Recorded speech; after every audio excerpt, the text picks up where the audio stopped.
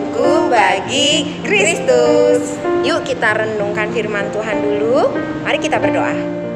Kami bersyukur saatnya belajar merenungkan kitab Injil. Mohon anugerah belas kasihan pertolongan-Mu Bapa, supaya kami mengerti dan mentaati firman-Mu. Dalam nama Tuhan Yesus kami berdoa bersyukur. Amin.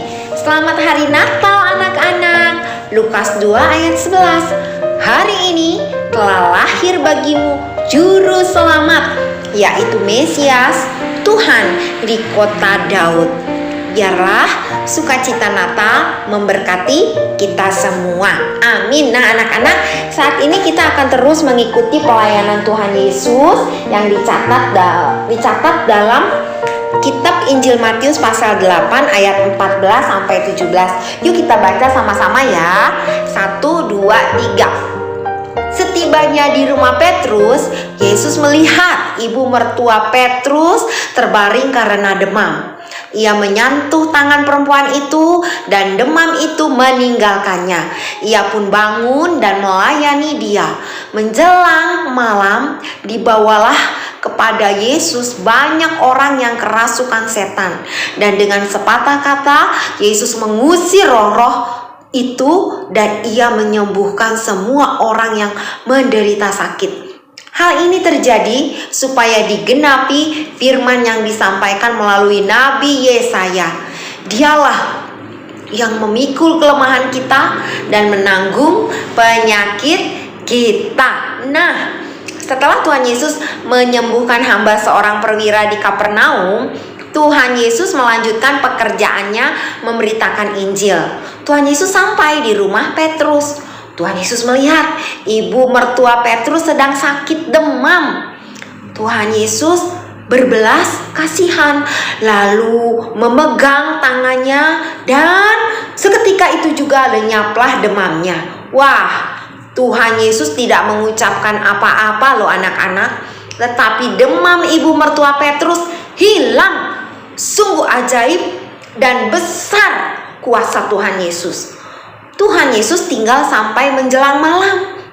Waktu itu ya, ada banyak orang berdatangan, orang yang sakit, juga yang kerasukan setan. Gimana ya cara Tuhan Yesus sembuhkan mereka? Tuhan Yesus mengusir roh-roh jahat itu hanya dengan sepatah kata saja. Wah, pasti di rumah Petrus itu penuh dengan orang. Ibu mertua Petrus pun yang baru saja disembuhkan langsung ikut melayani orang-orang yang datang. Alkitab mencatat bahwa hal itu terjadi supaya genaplah firman yang disampaikan oleh Nabi Yesaya. Dialah yang memikul kelemahan kita dan menanggung penyakit kita. Kedatangan Tuhan Yesus ke dunia ini adalah sebagai Mesias yang menyelamatkan manusia dari hukuman dosa. Mesias itu akan menderita karena menanggung hukuman dosa-dosa kita. Tetapi Mesias itu juga menanggung semua kelemahan dan sakit penyakit kita. Mujizat yang ditunjukkan oleh Tuhan Yesus adalah bukti bahwa Tuhan Yesus adalah Mesias yang dijanjikan. Anak-anak, Tuhan Yesus adalah Allah yang berinkarnasi, lahir di kandang yang hina. Bayi Yesus tumbuh menjadi manusia yang menjalankan hukum Taurat dengan sempurna. Lalu dia mati di atas kayu salib, bangkit dan mengalahkan maut. Tuhan Yesus sudah menang dan ia ada di dalam hati setiap anak, setiap orang yang percaya. Kuasa Tuhan Yesus akan memampukan kamu, saya, dan setiap anak atau orang yang percaya untuk hidup benar, juga menolong kita saat kita berada dalam penderitaan, dan membuat kamu juga saya setia mengikuti Tuhan Yesus sampai selama-lamanya. Habatus, hidupku bagi Kristus. Puji Tuhan. Nah, buat anak-anak yang belum percaya kepada Tuhan Yesus, sekarang saat ini percayalah kepada Tuhan Yesus Kristus. Maukah kamu percaya? Yohanes 14 ayat 6. Kata Yesus kepadanya, "Akulah jalan dan kebenaran dan hidup.